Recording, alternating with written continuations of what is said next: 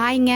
முதல்லலாம் தேர் நோம்பி அப்படின்னா ஊரில் பொதுவான ஒரு இடத்துல பெருசாக தேர் போட்டு விட்டு எல்லார் வீட்டிலேருந்து மாவு இடித்து கொண்டு போய் அங்கே வச்சு மாவு மாற்றிட்டு கொஞ்ச நேரம் கும்மி அடிச்சுட்டு இருந்துட்டு வருவோம். அடுத்த நாள் வந்து அந்த மாவையெல்லாம் சாப்பிட்டதுனால நிலாவோட வயிறு வந்து உப்பி இருக்குமாமா. அடுத்தது 3வது நாள் வீட்டிலேருந்து ரச சாப்பாடு செஞ்சு கொண்டு போய் அதையும் மாற்றிட்டு வருவோம். இப்போல்லாம் வீட்லேயே எல்லாமே பண்ணிக்கிறது.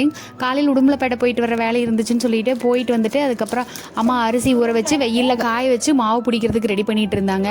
நான் ஏதாவது ஹெல்ப் பண்ணவான்னு கேட்டேன். நீங்கள் அமைதியாக இருந்தீங்கனாலே அதுவே பெரிய ஹெல்ப்னு சொல்லிட்டாங்க. ஏன்னா எங்கள் பாப்பா வந்து இடையில போய் அவங்க கூட ரவுஸ் பண்ணிட்டு இருந்ததுனால அவளை நான் பார்த்துக்கிட்டு இருந்தேன் குறும்பு பண்ணாமல். பச்சை மாவு அரைக்கும் போதும் கூட கொஞ்சம் கடலை வந்து அரைச்சி போட்டு அதுக்கப்புறமா பிடிச்சோம்னா டேஸ்ட் வந்து இன்னுமே நல்லாயிருக்குன்னு சொல்லி அம்மா சொன்னாங்க. அப்புறம் மாவெல்லாம் எடுத்து உருண்டை பிடிச்சி ரெடி பண்ணி வச்சதுக்கப்புறமா நைட் போல் வந்து பொங்கல் வைக்க ஸ்டார்ட் பண்ணிட்டோம். அது என்னமோங்க, எத்தனை வருஷம் எத்தனை தடவை பொங்கல் வச்சாலும் ஒவ்வொரு டைம் பொங்கல் வைக்கும் போதுமே பொங்கல் கொதிக்காமல் நல்லா வரணும் அப்படின்னு சொல்லி அந்த பொங்கல் வர வரைக்கும் இருக்கிற பயம் வந்து அது இப்போ வரைக்கும் மாறாமையே இருக்குதுங்க.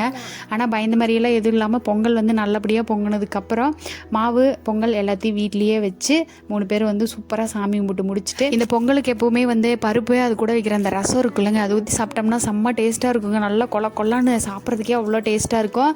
பருப்பு ரசம் அப்பளம்னு வச்சு சாப்பிட்டு முடிச்சாச்சு. அவ்வளோதான். நாளைக்கு